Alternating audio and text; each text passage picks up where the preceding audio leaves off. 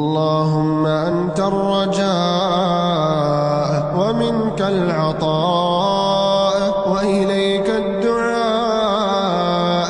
أسألك يا جواد يا غني يا كريم أن تحفظني مع أناس أحبهم فيك.